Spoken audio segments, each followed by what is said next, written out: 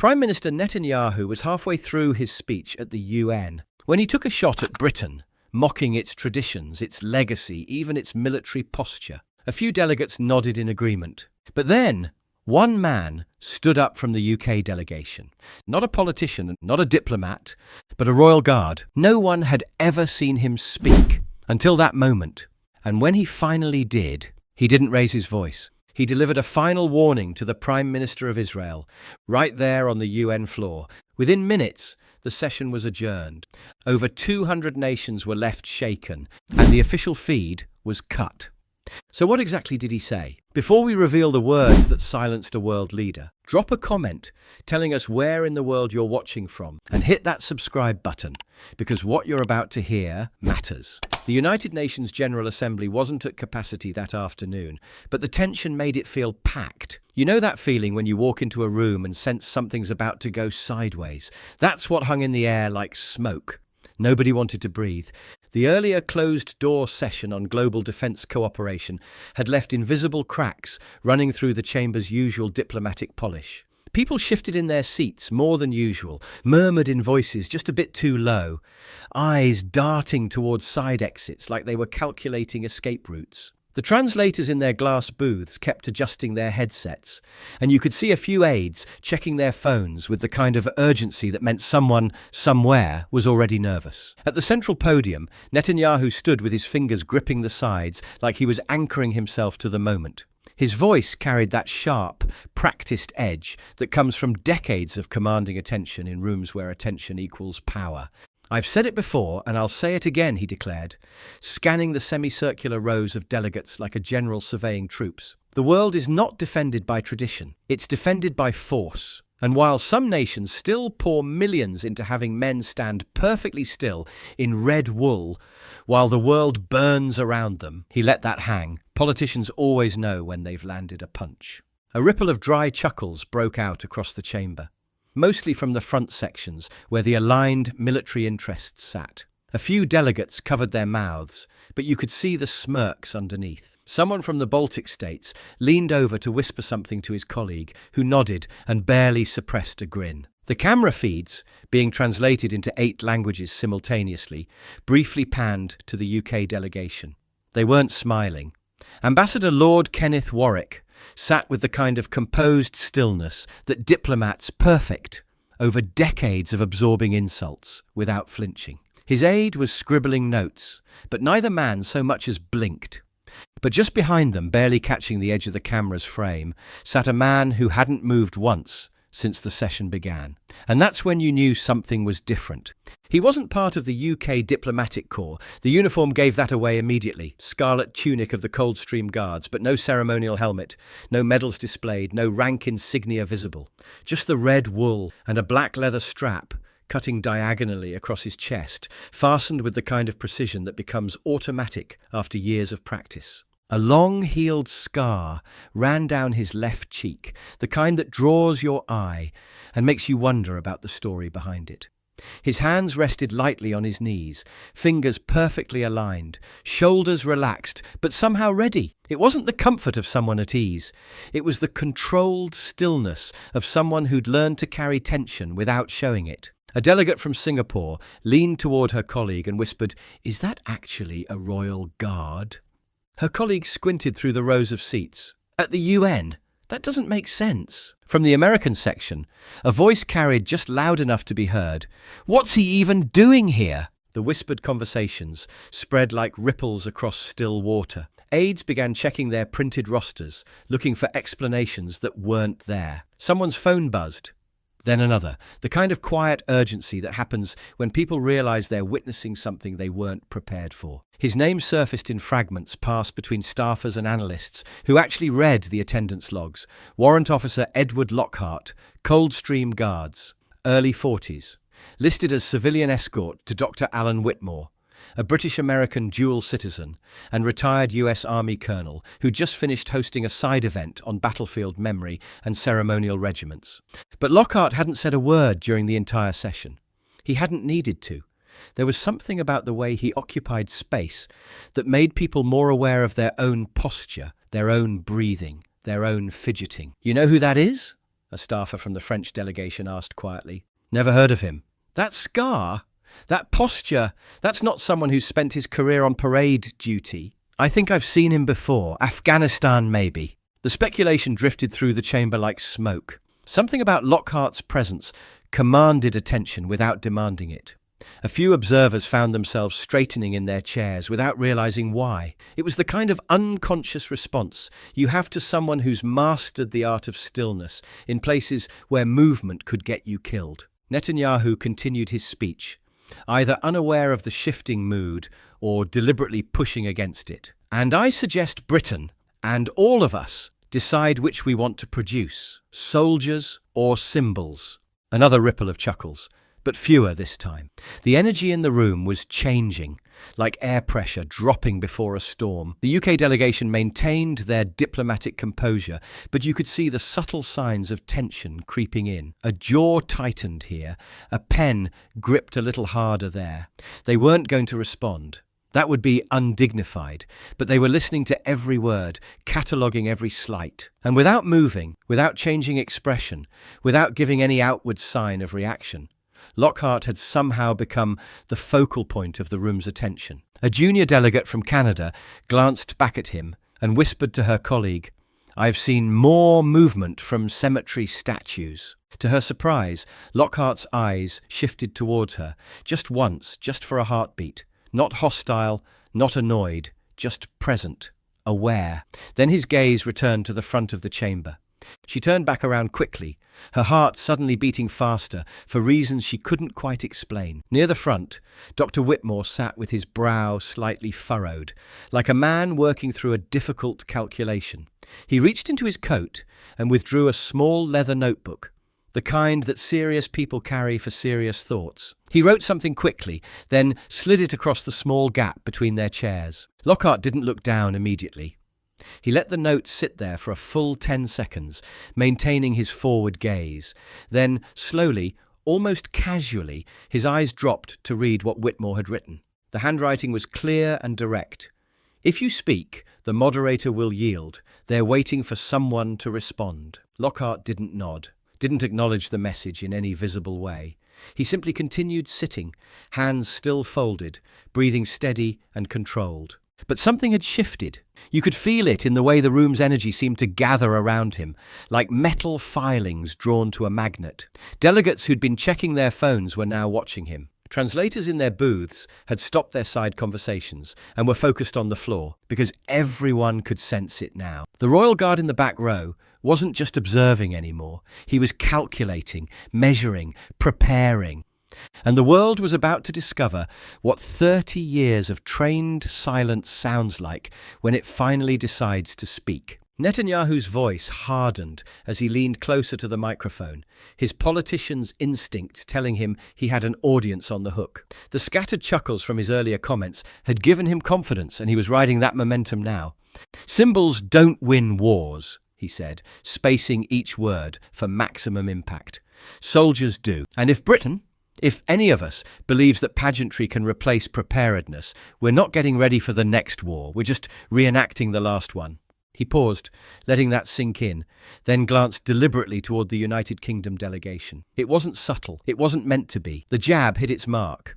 A few murmurs flickered across the chamber. A Scandinavian minister coughed and looked down at his papers. The Turkish ambassador adjusted his earpiece and suddenly found something fascinating about his notes.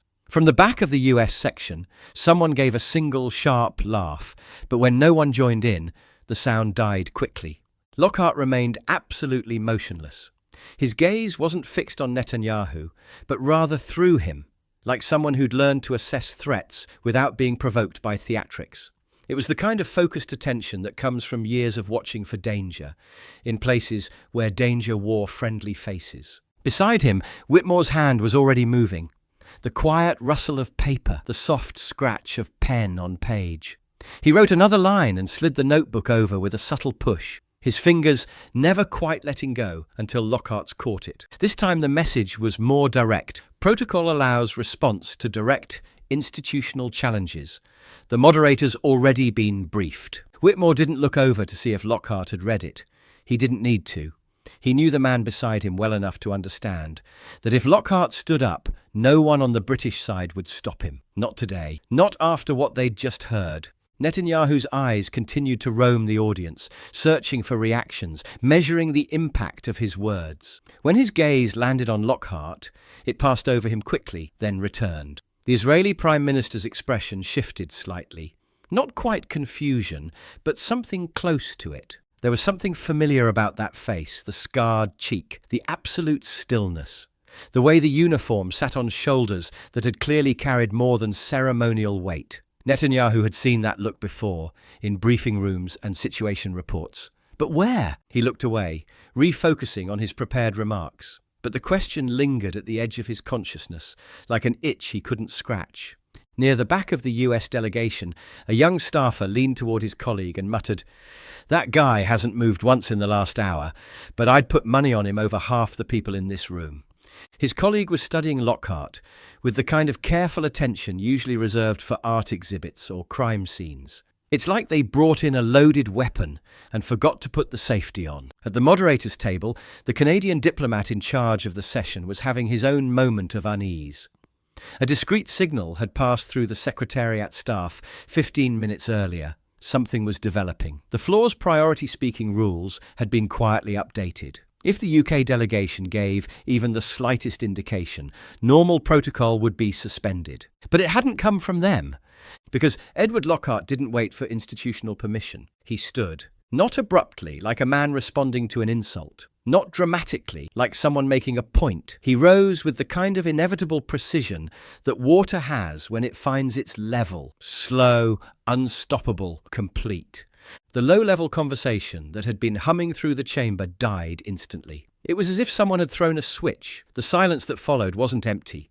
It was loaded with anticipation, confusion, and something that might have been fear. Even delegates who weren't wearing translation headsets understood that something significant was happening. The body language in the room had changed. People were sitting straighter, leaning forward, looking around to see if anyone else understood what was unfolding. Ambassador Warwick didn't react. He didn't glance back disapprovingly or signal for Lockhart to sit down. He simply folded his hands in his lap and maintained his forward gaze. That non-response sent its own message through the diplomatic community.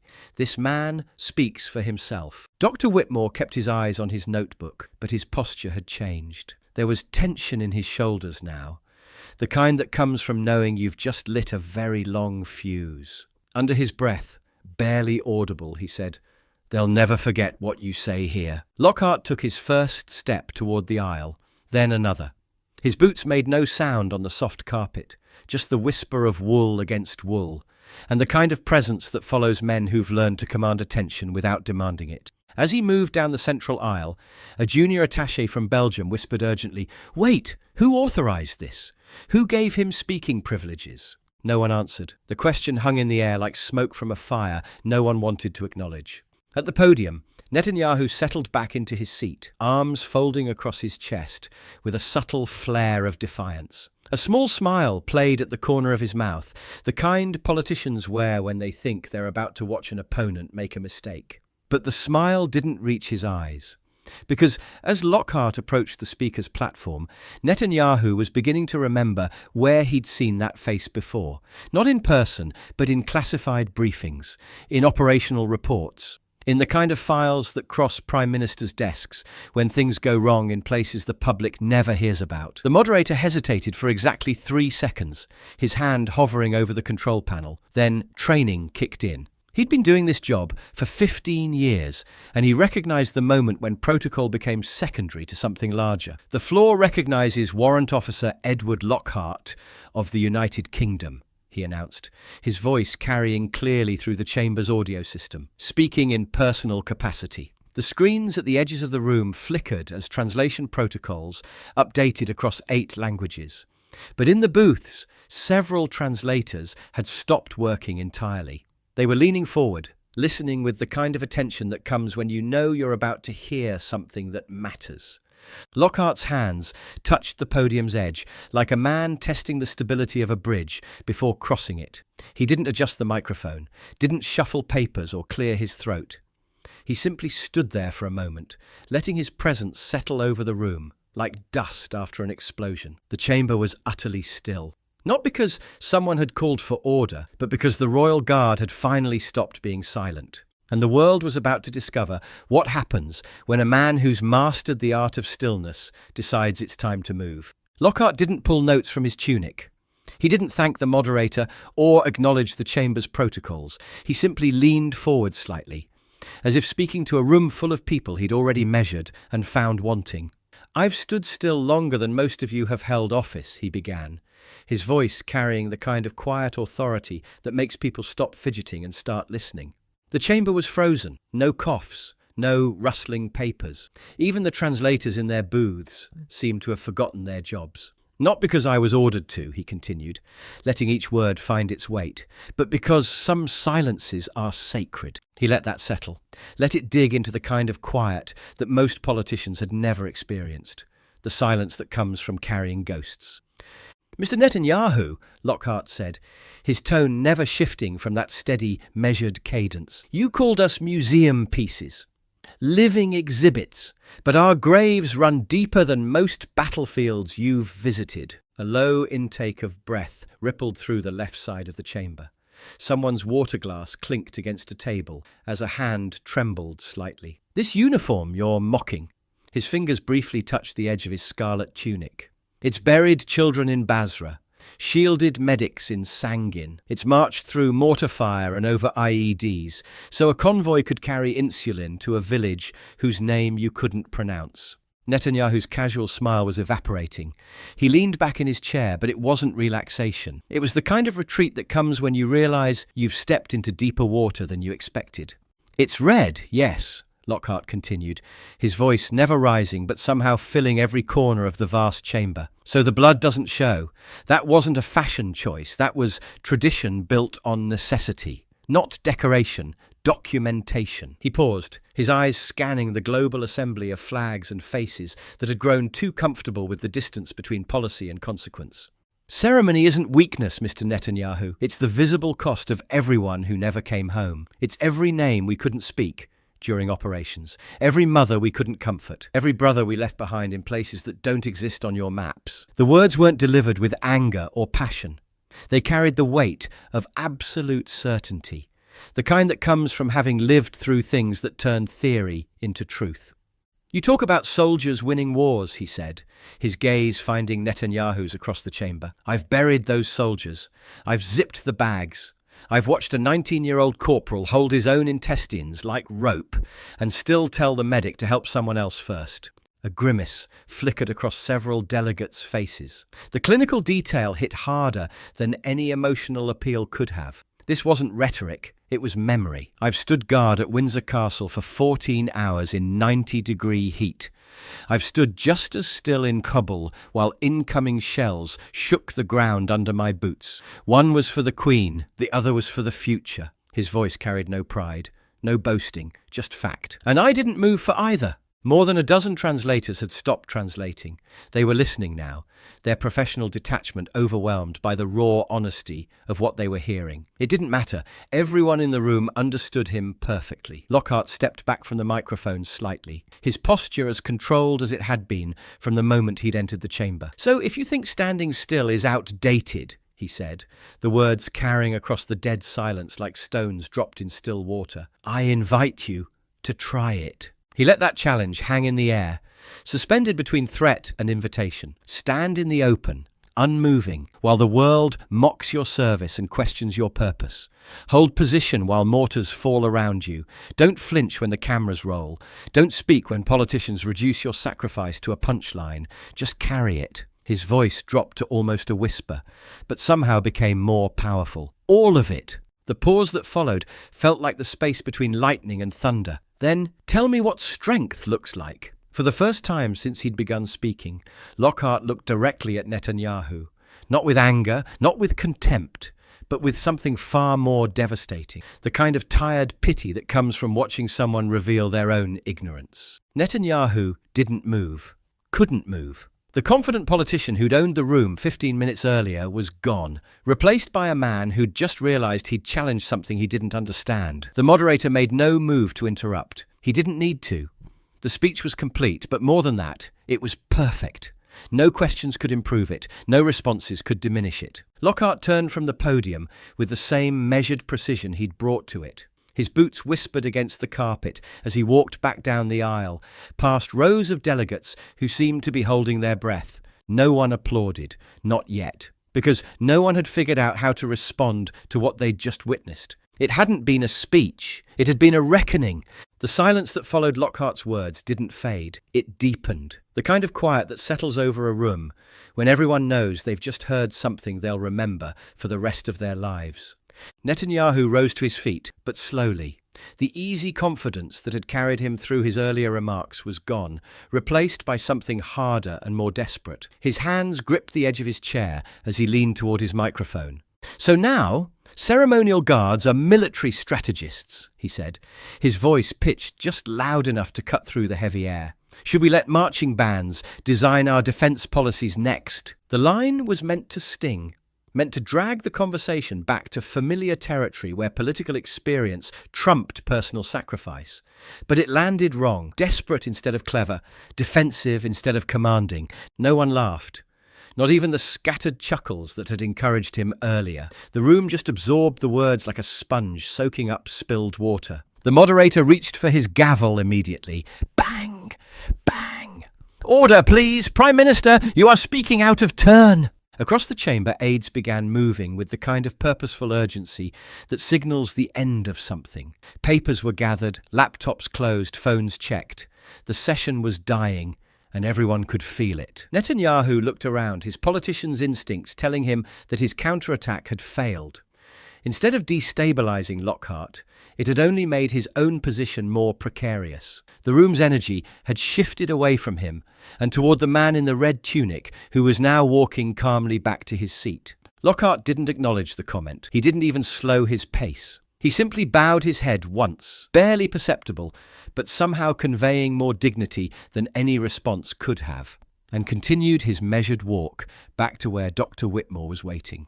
The former US Army officer was already standing, his expression tight with something that might have been pride or might have been concern. As Lockhart took his seat, Whitmore leaned close and whispered, "You just changed the atmospheric pressure in this room." Lockhart's only response was to settle back into the same perfect posture he'd maintained throughout the session. But something had shifted. His presence, which had been noticeable before, now felt radioactive, too significant to ignore, too dangerous to confront directly. A US delegate in the far section had reached for his microphone, probably to offer either condemnation or support, but before he could speak, his voice vanished. The audio feed cut out. Then the Arabic translation channel went dead. French followed, then Mandarin. Static replaced the familiar hum of simultaneous translation, and suddenly the chamber's technological spine seemed to be failing in real time. The moderator looked genuinely confused. "Ladies and gentlemen, we appear to be experiencing technical difficulties. Communications will be restored as soon as possible." But they weren't being restored. Within minutes, aides throughout the chamber were standing and whispering urgent instructions to their delegations. The careful choreography of international diplomacy was dissolving into something that looked suspiciously like an evacuation. Netanyahu, still standing, leaned toward his aide. "Did we authorize this man's presence here?" The aide shook his head quickly. "Not officially. He's listed as a civilian escort to the British historian, nothing more." Netanyahu's eyes narrowed as he studied Lockhart across the chamber. "That's no escort." The moderator made one final attempt to restore order, but his voice carried the resignation of someone who knew the moment had passed beyond his control. "Due to unexpected technical difficulties and procedural complications, this session of the General Assembly is hereby adjourned. All further discussions will be postponed pending resolution of these issues." He didn't wait for objections. The gavel fell with finality. Bang! The chamber erupted into controlled chaos. Not panic, exactly, but the kind of urgent movement that happens when diplomatic professionals realize they're dealing with something outside their normal parameters. Chairs scraped against the floor, papers rustled. Delegates spoke in low, urgent tones into their phones and earpieces. Some avoided looking at Lockhart as they filed out. Others stared as if trying to memorize every detail of his face. A few stopped mid-conversation to watch him, their expressions ranging from confusion to something that might have been respect. The massive video screen above the chamber floor, which had been broadcasting a delayed feed of the proceedings, flickered once and went dark. The UN emblem appeared in its place, accompanied by the soft strains of the organization's anthem. It felt almost mocking, like elevator music playing during a fire drill. In the communications control room, 2 floors below, a technician was staring at his monitors with growing alarm. The day's session had simply vanished from the active servers, not corrupted, deleted. The backup files showed the same thing. The camera feeds had been manually redirected, starting exactly 17 seconds before Lockhart had risen from his seat. "Who authorized this?" the technician muttered to his supervisor. No one answered, because no one wanted to be the person who officially knew. Back on the main floor, Lockhart and Whitmore made their way toward the exit through the staff corridor, avoiding the main aisle where reporters and cameras might still be lurking. The hallway was quieter, filled only with the soft tick of Whitmore's cane against the marble and the measured whisper of Lockhart's boots. As they neared the exit, a delegate from South Korea stepped into their path. She didn't speak, just gave a deep, respectful bow that conveyed more than words could have. Then she stepped aside and let them pass.